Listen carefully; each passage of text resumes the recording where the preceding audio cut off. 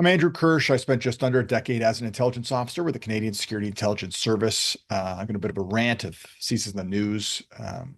The Foreign Interference Inquiry just released the report. I think it's about 7 volumes, 900 pages, and unfortunately doesn't answer a lot of the questions that we were hoping it would answer. Obviously, uh, look, you know, the headline is "No Traitors in Parliament," and by an evidentiary standard and strict legal definition, sure, I'll concede that.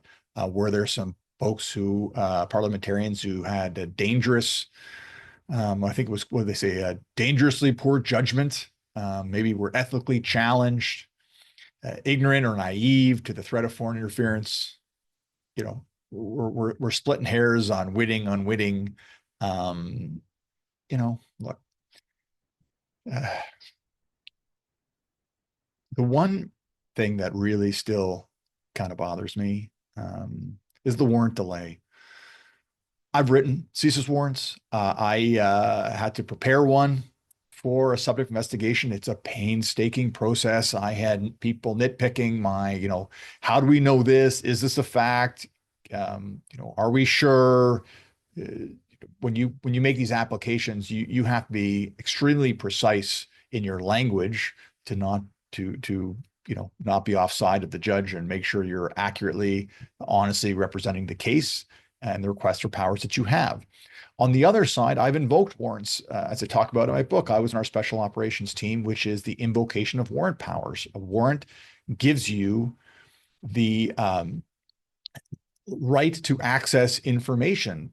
The judge says you were allowed to read this person's emails, but you can't walk up to that person and say, give me your emails, right? You have to invoke those powers in a way that does it clandestinely. So we have a team of close access, remote access techs who will figure out, how the best way to get this information about informing the client or the target. There are often extremely narrow windows of opportunity to do this. They're also extremely complex and require a lot of planning. We are weighing the cost benefit analysis of having that information and the risk of getting caught and letting the person know that we were after it. So that's both sides of the warrant. Take a lot of time, take a lot of effort, a lot goes into it. And what happened with this particular warrant? It was delayed 50 days from being signed. And no one seems to know why. Well, what do we know? We know that the subject of the investigation was a senior Liberal power broker. And the person who was responsible for getting that warrant signed was a former colleague of that senior Liberal power broker. We know that warrant was being issued in advance of an upcoming election. And we know that that senior Liberal power broker would likely have been active in supporting the government in that election, and that the spy service wanted to monitor those activities that were occurring. I mean, it stinks. It stinks. We know that most warrants are signed in 1 or 2 days, and this warrant took 54 days. And I refuse to believe that it just kind of fell through the cracks and someone sent it and everyone forgot about it, right? That's not how these things work. Worse, in the intermediate period there, someone sent another warrant, which got passed along lickety-split. And you'd think if you had forgotten about one warrant, someone had sent you another one, you go, wait, oh, hey, that other one that we sent you? Where's that? Someone would ask. Or someone would think, just got a new warrant. I got this other one on my desk. Why don't I take them both to my boss and have them sign it? Of course, that didn't happen. What happened was some weird back and forth where questions are asked about the government or by the government to CSIS about the Van Wienen list, which is other people who are likely to be impacted or picked up on a warrant. And then everyone just forgot about it for 54 days. And we're chalking it up to, due diligence. I call BS. I'm sorry. That speaks to a level of a lack of scrutiny and rigor that I would have gotten reamed at if I had gone to my supervisor at CSIS and said, we just don't know.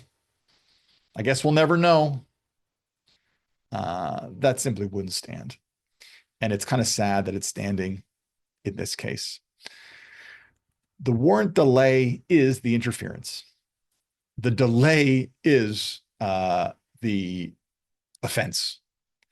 And I think that the burden of proof was on the people who delayed it to explain why it was delayed. And no evidence for why it was delayed is not evidence that nothing happened. It's an indictment. The burden should be on them to absolve themselves, because until then, it looks terrible. And in my eyes, it was. So here we are. We have a public inquiry, which I'm extremely grateful for, that did shed some light on the risk and threat of foreign interference. And I hope created some awareness in the public about what is going on and will spur some conversations. Did it do everything that I hoped it would do? No. And we have parliamentarians who expressed or who had extremely poor judgment named? No. Should we? Yes. That's probably another video. But I thought I would do a quick little rambly rant on one of the issues that, had I been at CSIS, would have impacted me. And I'm going to be disappointed on behalf of my former colleagues that all we walked out of a 7-volume, 900-page report is a shrug and said, oh, guess that one fell through the cracks. I don't believe it.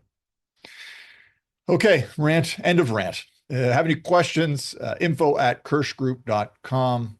Like, subscribe, and all that good stuff. Apologies for the unique ranty video. Maybe we'll do more if people like it. Anyway, stay tuned. And until then, stay safe.